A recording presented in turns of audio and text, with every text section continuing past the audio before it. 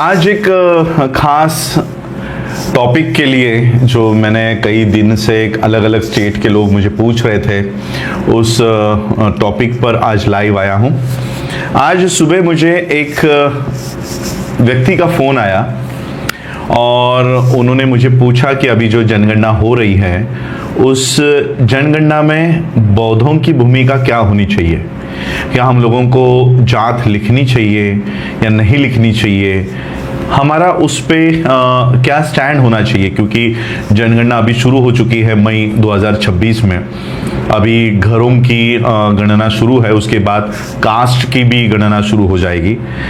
ये सवाल किसी आम उपासक का या आम व्यक्ति का होता तो मैं समझ सकता था, लेकिन ये सवाल जिन्होंने पूछा है, ये सवाल पूछा है एक बौद्ध भिक्षु ने। एक बौद्ध भिक्षु, उसमें ये कंफ्यूजन है कि बौद्धों को जात लिखनी चाहिए कि नहीं लिखनी चाहिए। अगर बौद्ध भिक्षु इस तरह से कंफ्यूज है तो सोचिए आम व्यक्ति की क्या हालत हुई होगी। उस पे जब मैंने उनसे जो सारी बातें कही तो उन्होंने कहा कि आपके चाचा ने तो पत्रक निकाला है, लेटर निकाला है, बुद्धिस्ट सोसाइटी ऑफ इंडिया, भारतीय बौद्ध महासभा जो बाबा साहब की बनी हुई संस्था है, इस संस्था के लेटर हेड पर यह आदेश निकाला है कि बौद्धों ने धर्म के कॉलम में धर्म लिखना है। स्लो कनेक्शन, एक सेकेंड, ओके। बौद्धों ने धर्म के कॉलम पे बौद्ध लिखना है और जात के कॉलम में जो भी आपकी जात है, चमार है, महार है, मातंग है, जो भी आपकी कास्ट है उस कास्ट को आपको लिखना है। ऐसा पत्रक, ऐसा सर्कुलर आदरणीय भीमराव यशवंतराव अंबेडकर जी ने निकाला है उनके सिग्नेचर से। तो लोगों में कंफ्यूजन है कि बौद्धों की जो मातृ संस्था, मदर ऑर्गेनाइजेशन होने का जो दावा कर रही है वो तो कह रही है कि जात लिखो और आप कह रहे हो जात मत लिखो। तो मैं सबसे पहले आपको एक डिस्क्लेमर देना चाहूंगा कि यहां पर जो मैं आप विचार रखने वाला हूं वो मेरे व्यक्तिगत विचार नहीं है, वो मैं अपनी राय आप लोगों के ऊपर नहीं थोपूंगा। जो भी बाबा साहब अंबेडकर जी के विचार है या बाबा साहब के स्पीच है वही मैं आप लोगों के सामने यहां पर रखूंगा। बाबा साहब अंबेडकर जी ने 14 अक्टूबर 1956 को बाबा साहब अंबेडकर जी ने बौद्ध धर्म की दीक्षा ली और 15 अक्टूबर को लगभग, ये जो मेरे हाथ में बुक है, इस बुक के लगभग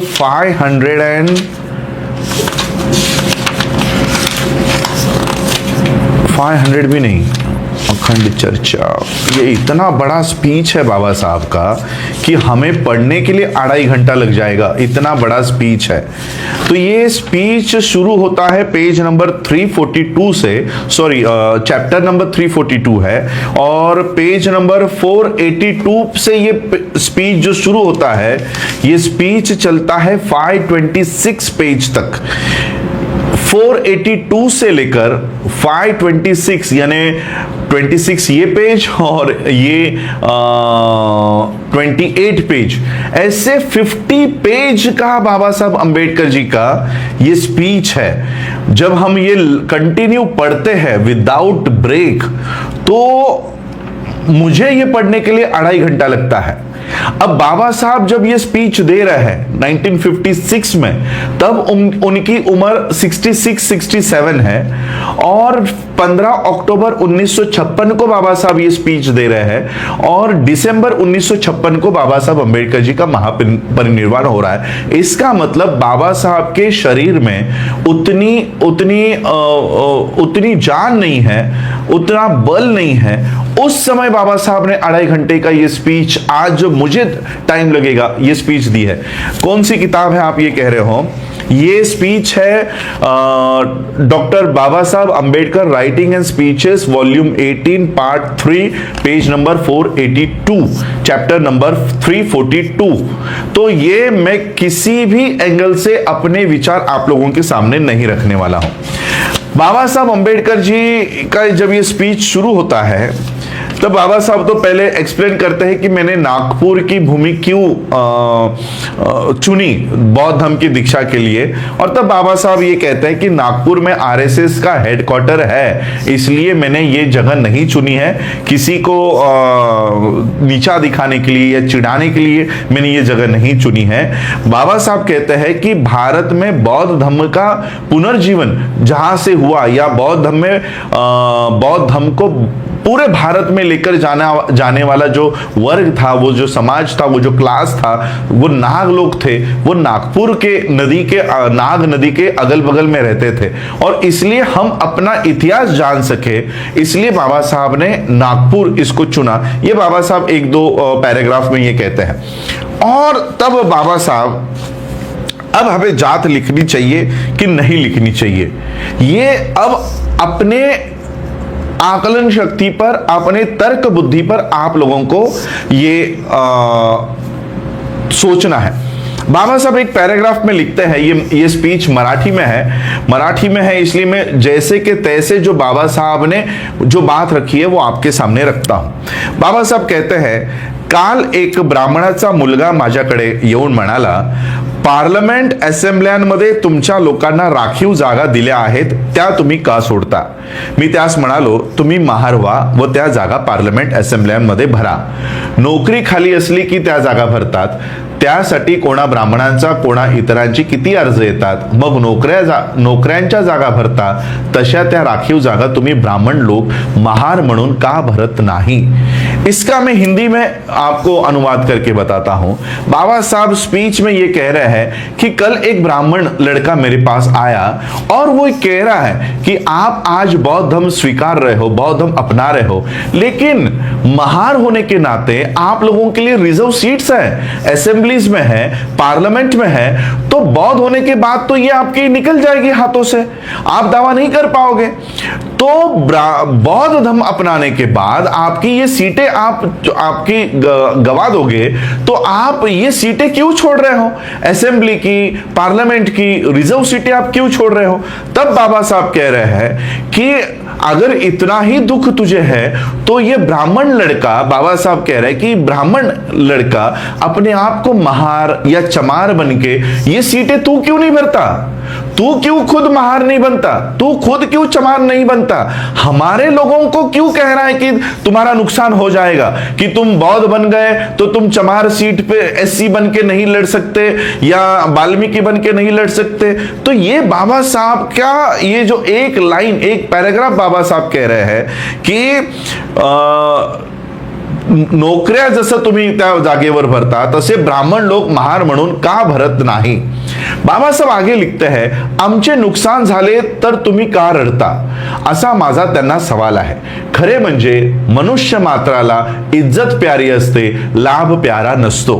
बाबा साहब कह रहे हैं कि हमारा अगर नुकसान हो रहा है तो ये जो लोग हमें कह रहे हैं कि बौद्धों ने महार लिखना चाहिए या चमार लिखना चाहिए, तो बाबा साहब इन सबको कह रहे हैं, नॉट ओनली फॉर ब्राह्मण्स, सभी लोगों को आज ये लागू होता है कि हमारा अगर नुकसान हो रहा है तो तुम लोग क्यों रो रहे हो? हमारी जो लड़ाई है, हम जो लड़ रहे हैं और मनुष्य मात्रा को या मनुष्य को, इंसानों को जो प्यारा है वो है इज्जत।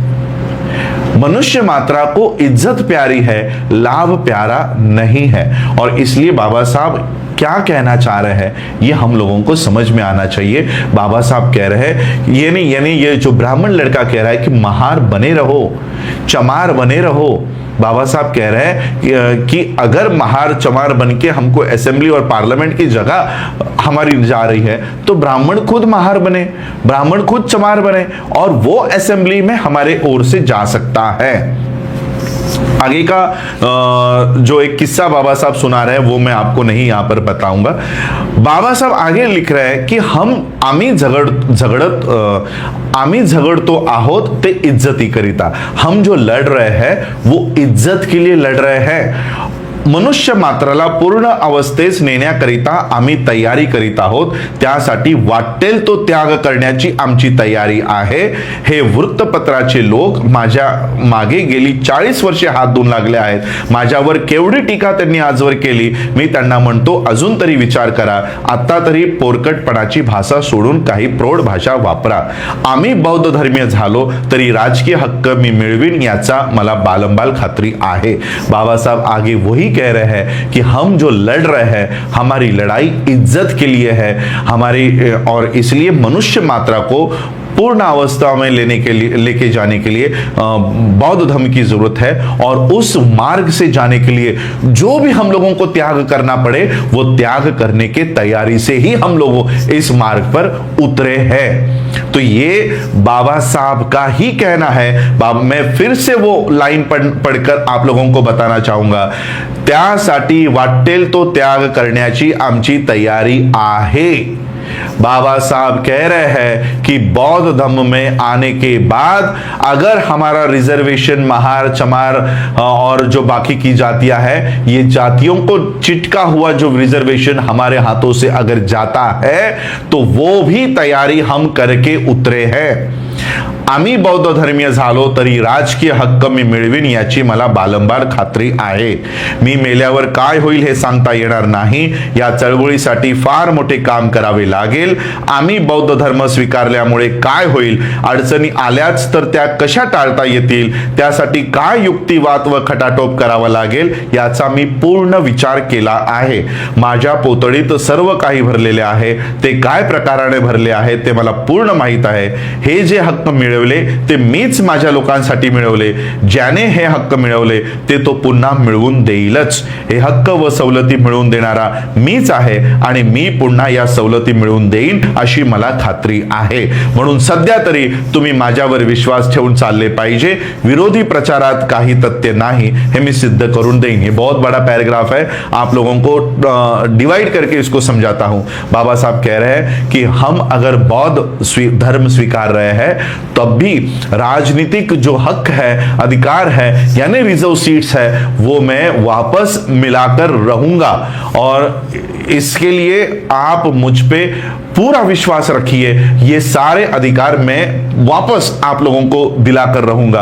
और मैं आपको वापस याद दिलाना चाहता हूं, 1991 का गैजेट नोटिफिकेशन है कि शेड्यूल कास्ट के लोग 3 धर्मों में भी अगर चले गए तब भी उनका रिजर्वेशन नहीं जाएगा. ये 3 धर्म है, हिंदू, सिख और बुद्धिज्म. तो ये 3 धर्म में एससी के लोग, महार, चमार, वाल्मीकि, जाटव, किसी भी एससी के कास्ट का आदमी ये 3 धर्म का अगर पालन करता है या 3 धर्म का स्वीकार करता है तब भी उनके शेड्यूल कास्ट का रिजर्वेशन अबाधित रहेगा. कोई भी आपका एससी रिजर्वेशन नहीं निकाल सकता. और इसलिए हिंदू धर्म में अगर आप जाना चाहते हो तो मैं आपको रोकना नहीं चाहूंगा. सिख धर्म में अगर आप जाना चाहते हो तो पहले वहां देख लो कोई आपको लेना भी चाहता है कि नहीं. और बौद्ध धर्म बाबा साहब आपको देकर गए हैं कि इस धर्म में कोई भी घुसपैठ नहीं हुई है और इसलिए हमको वहां जाकर ये बौद्ध धर्म वापस पुनर्जीवित करना चाहिए. इसका मतलब हिंदू धर्म के दरवाजे हमारे लिए बंद है, सिख धर्म के दरवाजे हमारे लिए बंद है. अब एक ही दरवाजा हमारे लिए खुला है और वो है बौद्ध धर्म. अब इस ब्राह्मणी व्यवस्था को डर है कि एससी के लोग सारे के सारे बौद्ध हो गए तो ये बौद्ध धर्म, ये ब्राह्मणी धर्म को चैलेंज हो जाएगा और जो जातियों में बटे हुए लोग हैं ये हमारे खिलाफ एकजुट हो जाएंगे. और इसलिए ब्राह्मणों ने ये एक युक्तिवाद, ये एक डर हम लोगों में डाल दिया है कि अगर तुम एससी का कास्ट छोड़ोगे और बुद्धिज्म की ओर जाओगे तो तुम्हारे रिजर्वेशन या तुम्हारी फैसिलिटी बंद हो जाएगी. ये डर दिखाकर वो हमें शेड्यूल कास्ट की कास्ट में रखना चाहते हैं, डिवाइड करके रखना चाहते हैं ताकि आप ये बुद्धिज्म की ओर ना जाओ और इकट्ठा ना हो सको. इसलिए वो आपको कास्ट के माध्यम से अलग रखना चाहता है. मैं आज अगर पूर्वाश्रमी का कास्ट लगाना चाहूं तो मैं महार बन जाऊंगा. अगर मैं अपने आप की गणना महार बौद्ध करता हूं और कोई चमार करता है तो चमार और महार कभी भी एक नहीं हो पाएगा. चमार कहेगा कि मैं रविदासी धर्म को मानता हूं, महार कहेगा कि मैं बौद्ध धर्म को मानता हूं, वाल्मीकि कहेगा कि मैं हिंदू धर्म को मानता हूं. तो जात हमको कभी भी इकट्ठा नहीं होने देगी, और इसलिए ये ब्राह्मणिकल सिस्टम हमको इकट्ठा ना होने दे, इसलिए वो हमको कह रही है कि कास्ट नहीं लिखोगे या कास्ट में नहीं पड़े रहोगे तो तुम्हारे रिजर्वेशन को हम खत्म कर देंगे। ये डर आपको दिखा रहे हैं, और इसलिए बाबा साहब ये बात कह रहे हैं कि या चळवळीसाठी फार मोठे काम करावे लागेल। इस मूवमेंट के लिए बहुत बड़ा काम करना पडने वाला है। आम्ही बौद्ध धर्म स्वीकारल्यामुळे काय होईल, काय अडचणी येतील, आल्यास तर त्या कशा टाळता येतील याचा मी पूर्ण विचार केलेला आहे। मैं आपको और एक अपडेट देना चाहता हूं, मेरी सुप्रीम कोर्ट में ये याचिका कबूल कर दी गई है। सरकार को, केंद्र सरकार को नोटिस इशू किया गया है कि शेड्यूल कास्ट के लोग बौद्ध धर्म स्वीकारने के बाद फिर भी आपको कास्ट पूछी जाती है या कास्ट लिखनी पड़ती है, और इसलिए कास्ट सर्टिफिकेट के उस फॉर्मेट में चेंजेस किए जाए, और ताकि हमको कास्ट का कहीं पर जिक्र ना करना पड़े, क्योंकि बुद्धिज्म का बेसिक फंडामेंटल ही जिसमें कास्ट नहीं आती। बाबा साहब एक जगह पर आगे वो स्पीच में आता है जो बाबा साहब हमको अपील कर रहे हैं कि बौद्ध धर्म में कैसे आना है। ये सारी बात, ये वीडियो लंबा चलने वाला है, तो पेशेंस रख के इसको सुनिएगा, क्योंकि मुझे भी ये टाइम नहीं मिल पाता। बहुत लोग मुझे कह रहे हैं कि कास्ट सेंसस पे बात करो, कास्ट सेंसस पे बात करो। मैं इसलिए अपने विचार आप लोगों के सामने नहीं रखना चाहता। जो विचार बाबा साहब ने दिए हुए हैं किताब में है, सारे पेजेस पर लिखे हुए हैं, रिकॉर्ड्स में है। Doctor B R. Ambedkar writing and speeches की ये लगभग कितने लोगों की कमिटी है ये भी मैं आपको बता देता हूं। फर्स्ट पेज पे ये कमिटी है, ये लगभग, ये देखो, एक सेकेंड, ये इतने लोगों की कमिटी ने अप्रूव किया हुआ है। ये सारे कमिटी मेंबर्स के नाम हैं। इसका मतलब ये मेरी मनगढ़ंत या मेरे मन से आए हुए विचार नहीं है। इतने लोगों ने इसको कंफर्म किया है, महाराष्ट्र गवर्नमेंट ने इसको कंफर्म किया है, तब जाकर ये बातें सामने आई हैं। और जिसमें एक सदस्य के तौर पर एडवोकेट प्रकाश अंबेडकर जी का भी नाम है, कई सारे इंटेलेक्चुअल्स का इसमें नाम है। और इसलिए ये जो बातें यहां पर मैं सामने रख रहा हूं, ये किसी पर्सनल मोटिव से या पर्सनल कैपेसिटी में मैं नहीं रख रहा हूं। बाबा साहब ने कास्ट को लेकर ये बातें बता दी है हम लोगों को क्या करना है। बाबा साहब आगे कहते हैं कि माझ्या पोतडीत सर्व काही भरलेले आहे। बाबा साहब कह रहे हैं कि बौद्ध धर्म में आने के बाद जो झोली आज मेरे पास है उस झोली में सब कुछ है, वो झोली में सब कुछ है। ते काय प्रकारे भरले आहे ते मला पूर्ण माहिती आहे, उसमें क्या क्या रखा है ये मुझे पूरा माहित है। हे जे हक्क मिळवले ते मीच माझ्या लोकांसाठी मिळवले। जो भी रिजर्वेशन, स्कॉलरशिप्स बाबा साहब कह रहे, जो भी अधिकार मैंने अपने लोगों के लिए प्राप्त किए हैं ये मैंने ही प्राप्त किए हैं। ज्याने हे हक्क मिळवले ते तो पुन्हा मिळवून देईलच, और जिसने ये अधिकार आपको प्राप्त करके दिए हैं वो ये अधिकार वापस आप लोगों को प्राप्त करके देगा, ये बाबा साहब अंबेडकर कह रहे हैं। हक्क व सवलती मिळवून देणारा मीच आहे आणि मी पुन्हा या सवलती मिळवून देईन अशी मला खात्री आहे। म्हणून सध्या तरी तुम्ही माझ्यावर विश्वास ठेवून चालले पाहिजे। बाबा साहब कह रहे हैं कि ये जो अधिकार आप लोगों को मिले हैं ये मैंने आप लोगों को दिलाए हैं, और आगे भी मैं आप लोगों के ये अधिकार मिलते रहे इसके लिए मैं लड़ने वाला हूं। आपको मुझ पर विश्वास रखकर इस बौद्ध धर्म में चलना है, बौद्ध धर्म में आना है, ये बात बाबा साहब कह रहे हैं। म्हणून सध्या तरी तुम्ही माझ्यावर विश्वास ठेवून चालले पाहिजे। विरोधी प्रचारात काही तथ्य नाही हे मैं सिद्ध करून देईन, ये बाबा साहब अंबेडकर इस पैराग्राफ में कह रहे हैं। मैंने जैसे आपको बताया ये चैप्टर, ये स्पीच 2.5 घंटे का है, और इस पे मैं आपको एक एक पैराग्राफ का एनालिसिस करके बता रहा हूं। तो ये 2.5 घंटे से क्या 5-6 घंटे का ये एनालिसिस हो सकता है। मैं वही पैराग्राफ दे रहा हूं जो कास्ट के ऊपर बेस्ड है, जो कास्ट लिखनी चाहिए या नहीं लिखनी चाहिए उसी के ऊपर मैं आपको इस सारे स्पीच में से केवल उसी का निचोड़ आप लोगों को बताने वाला हूं। बाबा साहब फिर वो कह रहे कि मैंने बौद्ध धर्म क्यों स्वीकारा, ये तो मुझे कोई पूछ ही नहीं रहा, और इसलिए बाबा साहब का वो जो स्पीच है, पैराग्राफ है, ये उसके ऊपर है कि मैंने बौद्ध धर्म क्यों स्वीकारा। मैं उसको हाथ नहीं लगा रहा हूं, मैं सिर्फ जहां जहां पर कास्ट की बातें आ रही है मैं वहीं पर आप लोगों को लेकर जा रहा हूं। और एक पैराग्राफ है जहां पर बाबा साहब एक अच्छा उदाहरण देते हैं।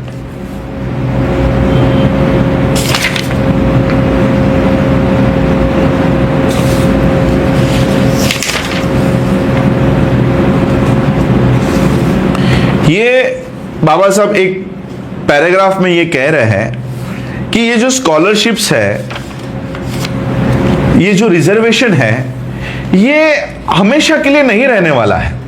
ये संस्कृत का एक शब्द बाबा साहब यूज कर रहे हैं कि जब तक सूरज रहेगा या चांद रहेगा, ये तब तक आप लोगों को ये रिजर्वेशन नहीं मिलने वाला।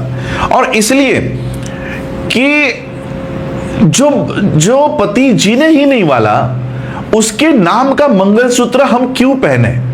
यानी जो रिजर्वेशन हमको लाइफ टाइम तक सूरज और चांद रहने तक मिलने ही नहीं वाला है, तो उस रिजर्वेशन को प्राप्त करने के लिए हम अपने आप को महार और चमार क्यों कहलाए? क्यों हम अपने आप को वो आइडेंटिटी में रखें? और एक बात बाबा साहब एक अच्छी बात कह रहे हैं। काही लोक असे म्हणतील की हा बौद्ध धर्म महारड्या मांगायचा धर्म आहे।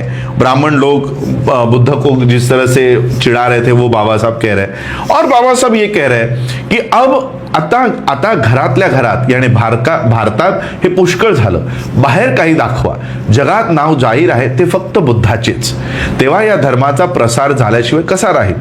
आम्ही आमच्या वाटेने आम्ही जाऊ, तुमच्या वाटेने तुम्ही जा, आम्हाला नवीन वाट मिळाली आहे, हा आशेचा दिवस आहे।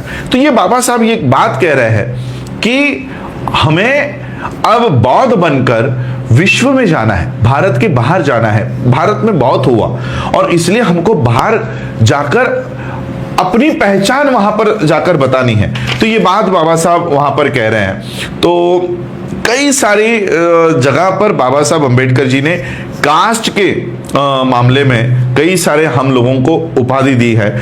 और एक लाइन और मैंने हाईलाइट करके रखी है। बाबा साहब खास करके बाबा साहब के अनुयायियों को कह रहे हैं कि आप लोगों की जिम्मेदारी अब बड़ी है, तुमच्याबद्दल इतर लोकांना आदर वाटेल, मान सन्मान वाटेल अशी तुम्ही कृती केली पाहिजे। हा धर्म म्हणजे आपण एका गळ्यात मडे अडकून घेत आहोत असे मानू नका। बौद्ध धर्माच्या दृष्टीने भारताची भूमी सध्या शून्यवत आहे, म्हणून आपण उत्तम रीतीने धर्म पाळण्याचा निर्धार केला पाहिजे, नाहीतर महार लोकांनी तो निंदाजनक स्थितीत आणला असे होऊ नये, म्हणून आपण दृढ निश्चय केला पाहिजे। हे आपल्याला साधले तर आपण आपल्या बरोबर देशाचा इतकेच नव्हे तर जगाचाही उद्धार करूं। यानी बाबा साहब कह रहे हैं कि अब हमने जो बौद्ध धर्म स्वीकारा है, अब ये बौद्ध धर्म स्वीकारने के बाद तुम लोगों की जिम्मेदारी बहुत बड़ी हो चुकी है। तुम लोगों ने, और खास करके बाबा साहब महारों को ये कह रहे हैं कि ऐसा ना हो कि लोग ये कहे कि महारों ने, यानी एक विशिष्ट जाति के लोगों ने अगर जात इसमें लेकर आए तो ये जात के लोगों ने बौद्ध धर्म को खत्म कर दिया या वो निंदाजनक स्थिति में वो बौद्ध धर्म लेकर आए, ऐसा न हो पाए। ये बात बाबा साहब ने 1956 को कही है कि हम लोग आज अगर इसमें जाति लेकर आते हैं तो आगे चलकर ये बौद्ध धर्म निंदाजनक स्थिति में हो जाएगा। बौद्ध चमार, बौद्ध महार, बौद्ध मालविकी, बौद्ध जाटव, इस तरह की जाति व्यवस्था जो बौद्ध धर्म में कभी भी नहीं है वो बौद्ध धर्म में आ जाएगी। और इसलिए मैं आप लोगों को केवल बाबा साहब की ये बातें बताने के लिए आप लोगों के सामने आया था। और ये जो बातें हैं ये कौन फैला रहा है पता है आपको? ये वो लोगों के वहां से आदेश आते हैं जो क्लास 1 क्लास 2 के अधिकारी बने हैं। जो सामान्य वर्ग के लोग हैं उनका कोई सवाल नहीं है। वो मुझे आज भी कहते कि बताइए क्या लिखना है, बौद्ध लिखना है, हम बौद्ध लिखने को तैयार हैं। जात का मेंशन नहीं करना है, हम नहीं करेंगे। लेकिन हमारे क्लास 1 अधिकारी, मंत्रालय में आईएएस रह चुके लोग ये जीआर निकालकर हमारे लोगों को भ्रमित कर रहे हैं कि बौद्धों ने जात लिखनी चाहिए। बौद्धों ने जात लिखनी चाहिए। इसलिए बाबा साहब का उन लोगों के लिए भी एक पैराग्राफ है, मैं ये पढ़ के सुनाना चाहूंगा। महार बौद्ध झाले तर काय होईल असे काही लोक म्हणतील, असे त्यांनी म्हणू नये असे माझे त्यांना सांगणे आहे, हे त्यांना धोकादायक होईल। वरिष्ठ व संपत्तिवान वर्गाला धर्माची आवश्यकता वाटणार नाही, इसको अंडरलाइन करके सुनिएगा। वरिष्ठ व संपत्तिवान वर्गाला धर्माची आवश्यकता वाटणार नाही, त्यांच्यामधील अधिकारावर असलेल्या साहेब लोकांना राहण्यास बंगला आहे, त्यांची सेवा करण्यास नौकर चाकर आहेत, त्यांना धनसंपत्ती आहे, मान मरातब आहे, अशा माणसांना धर्माबद्दल विचार अगर चिंता करण्याचे कारण नहीं। अब धर्म की चिंता कौन कर रहे हैं? Class 1 class 2 officer. बाबा साहब कह रहे हैं, हिंदी में कहना चाहूंगा, महार लोग यानी बाबा साहब के उस बौद्ध धर्म की दीक्षा में महार लोगों की जो संख्या थी वो ज्यादा थी, और इसलिए बाबा साहब ये कह रहे हैं कि महार अगर बौद्ध हो गए तो क्या होगा, ऐसा कुछ लोग कहेंगे, ऐसा वो लोग ना कहे, ऐसा मैं उनसे गुजारिश करता हूं। वो उनके लिए ही धोखादायक होगा।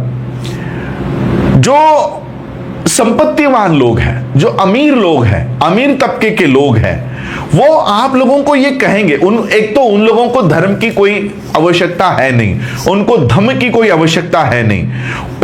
उनमें से जो अधिकार के ऊपर बैठे हुए लोग हैं, जो बड़ी बड़ी कुर्सियों पर बैठे हुए विराजमान हुए जो लोग हैं, उनके लिए बंगले हैं, रहने के लिए बंगले हैं, सेवा करने के लिए नौकर है, खाने के लिए पकवान है, अच्छी अच्छी गाड़ियां हैं, धन है, संपत्ति है, समाज में मान है। ऐसे व्यक्तियों को धर्म के बारे में चिंता करने की कोई भी आवश्यकता नहीं है। बाबा साहब ये बात कर रहे हैं, धर्माची आवश्यकता गरिबांना आहे। धर्म की जो आवश्यकता है वो दबे हुए गरीब लोग, उन लोगों को धर्म की ज्यादा आवश्यकता है, पीडित लोकांना धर्माची आवश्यकता है। गरीब मनुष्य जगतो तो आशेवर। जो पीड़ित है, जो गरीब है, वो उम्मीद के सहारे जीता है, और ये उम्मीद, ये होप जीवनाचे मूळ आशेत आहे। आशाच नष्ट झाली तर जीवन कसे होईल? धर्म आशादायी बनवतो व पीडितांना, गरिबांना संदेश देतो, काही घाबरू नकोस, होईल जीवन आशादायी होईल। म्हणून गरीब व पीडित मनुष्य मात्र धर्माला चिकटून राहतो।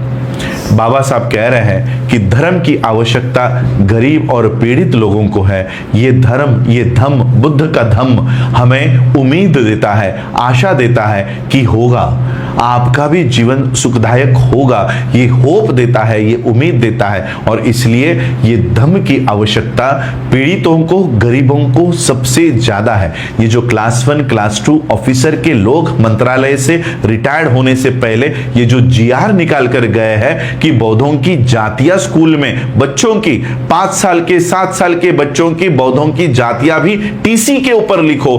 मैं ये प्रैक्टिकल आप लोगों को बताना चाहूंगा कि आज अगर मैं अपने बच्चे की एंट्री करते समय उसकी TC में कास्ट लिख देता हूं, कास्ट अगर मेंशन करता हूं, स्कूल की TC ऐसी है कि किसी भी कोर्ट में जाकर आप उसको बदल नहीं सकते हो।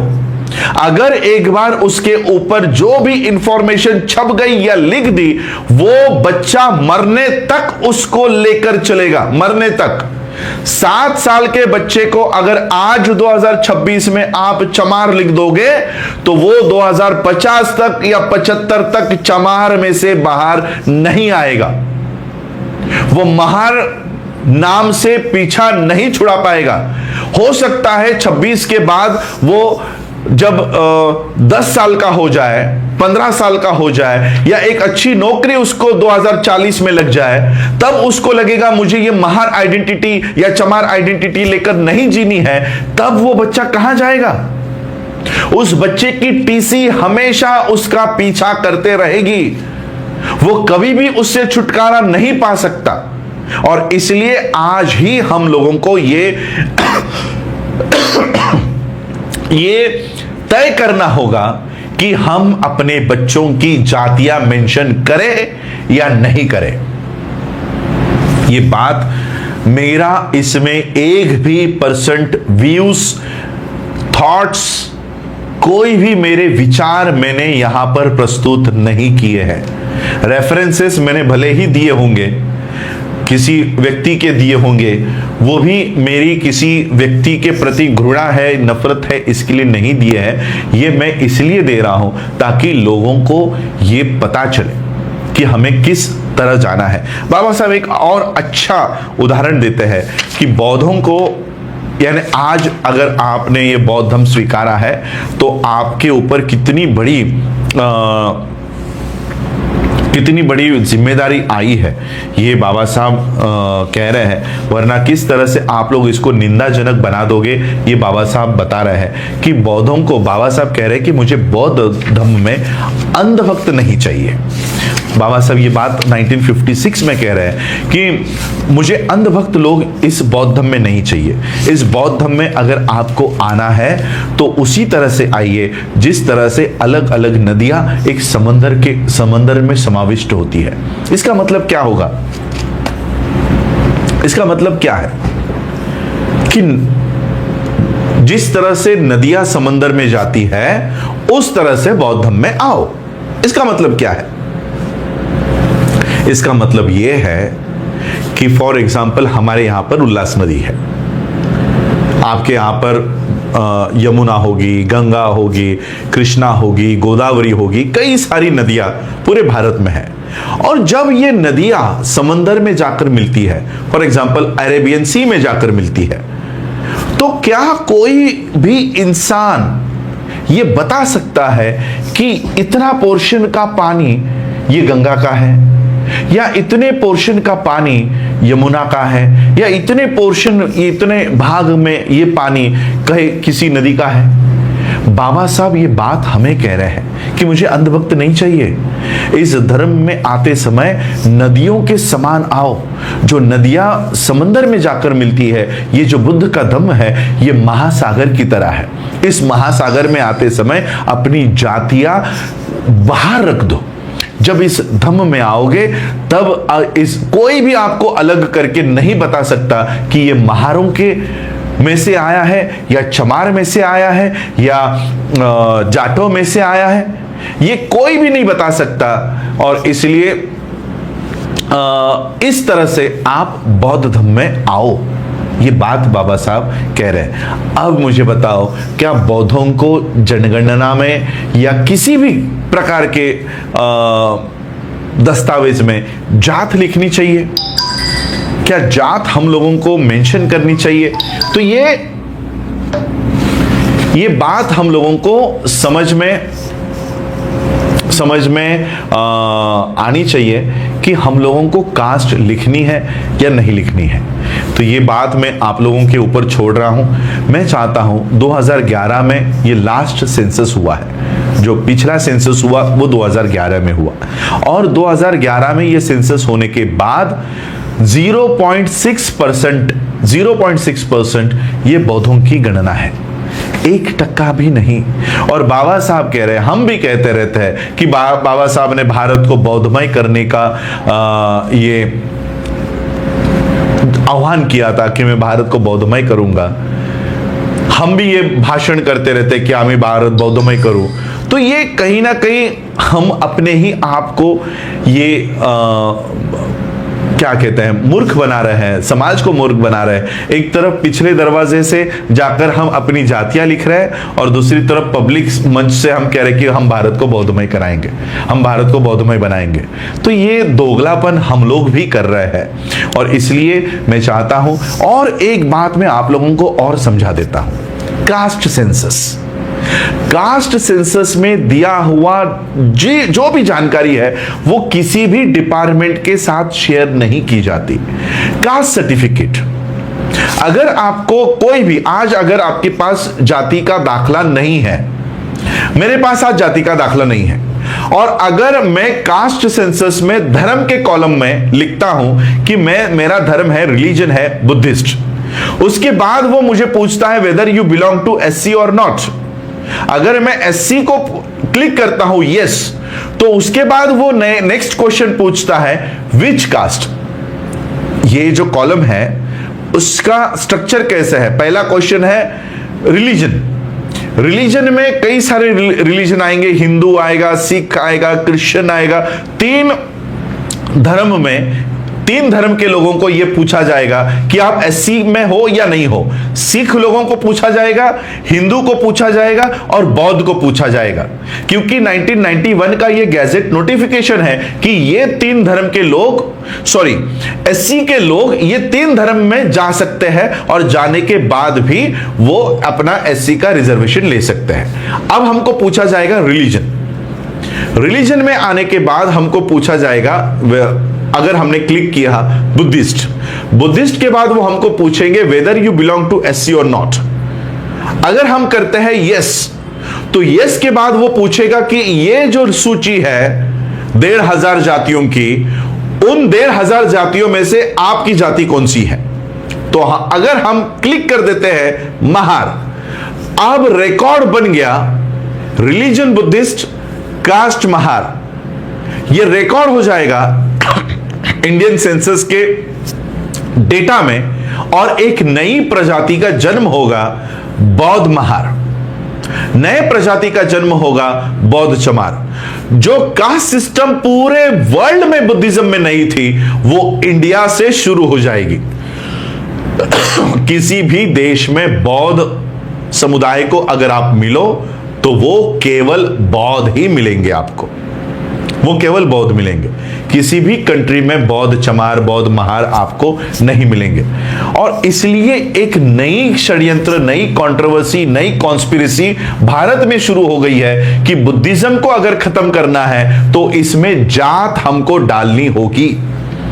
हिंदू धर्म लोग ऐसे ही छोड़कर नहीं जा रहे हैं।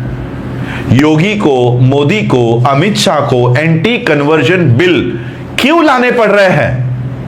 यूपी में आया, मध्य प्रदेश में आया, राजस्थान में आया, गुजरात में आया, अब महाराष्ट्र में आ रहा है। पूरे देश में ये एंटी कन्वर्जन बिल क्यों ला रहे हैं? क्योंकि बड़ी मात्रा से लोग हिंदू धर्म का त्याग कर रहे हैं, लोग हिंदू धर्म को छोड़ रहे हैं। ये मुसलमानों के केरला फाइल्स, कश्मीर फाइल्स दिखाकर ये बताने की कोशिश कर रहे हैं कि मुस्लिम धर्म परिवर्तन हो रहा है। ये मुस्लिम धर्म परिवर्तन नहीं हो रहा। सबसे ज्यादा लोग अगर किसी धर्म में परिवर्तित हो रहे हैं तो वो बुद्ध का धम्म है।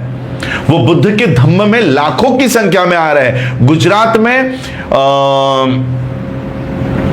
समता सैनिक दल या एक एसएसडी नाम से ही उन्होंने एक ऑर्गेनाइजेशन बनाई है जिसमें लाखों की संख्या में लोगों ने बौद्ध धर्म अपनाया, लाखों की संख्या में। ये कार्यक्रम पूरे भारत में होने वाले थे, पूरे भारत में। और इनको ये डर लगने लग गया कि अगर ये कार्यक्रम पूरे भारत में होना शुरू हो जाएगा तो हमारा हिंदू धर्म खाली हो जाएगा। हिंदू धर्म मतलब क्या है? एससी, एसटी, ओबीसी, इन सबको मिलाकर जो बनता है ये हिंदू धर्म के लोग हैं। अब उसमें से अगर एससी और एसटी के लोग बाहर पड़ने लग गए, ओबीसी भी कई मात्रा में अब बुद्धिज्म की ओर आ रहे हैं, तो ये लोग अगर हिंदू धर्म छोड़कर बुद्धिज्म में जाने लग गए तो हमारे धर्म का प्रचार प्रसार, ब्राह्मणी धर्म को ढोने वाले लोग, कावड़ में लोग हम लोगों को नहीं मिलेंगे। और इसलिए इन लोगों ने एंटी कन्वर्जन लॉ पास किए ताकि लोग बौद्ध धर्म में ना जा सके। ये बहुत बड़ी कॉन्स्पिरेसी है। और इसलिए मैं आपको यह बताना चाह रहा था कि अगर मुझे कास्ट बेनिफिट लेनी है और मैंने कास्ट सेंसस में 2026 में अपने आप को बौद्ध लिखा और कास्ट को कहीं पर भी नहीं मेंशन किया, और मुझे अभी लगा कि अब मेरे बच्ची के लिए मुझे रिजर्वेशन चाहिए, स्कॉलरशिप चाहिए, और 27 में 28 में अब मुझे कास्ट सर्टिफिकेट निकालना है, और 1950 में मुझे मेरे दादा के, परदादा के सारे रिकॉर्ड पता है, और जहां पर मेरी कास्ट के कि मैं इस कास्ट का हूं, ये सारे प्रूफ अगर मेरे पास है, तो भारत की कोई भी इंस्टीट्यूशन, भारत की कोई भी संस्था आपको कास्ट सर्टिफिकेट निकालने से नहीं रोक सकती। भले ही आपने कास्ट सेंसस में बुद्धिस्ट लिखा हो और कास्ट नहीं लिखी हो, तब भी 27 में जाकर, 28 में जाकर, 2027-28 में जाकर, या जनगणना के 10 साल बाद, 5 साल बाद, 2 साल बाद आप कास्ट सर्टिफिकेट निकालकर कास्ट बेनिफिट ले सकते हो। अभी सवाल सिर्फ इतना है कि कास्ट सेंसस में कास्ट लिखनी है या नहीं लिखनी है। मैं हिंदुओं की कास्ट उन लोगों ने लिखनी चाहिए, इसका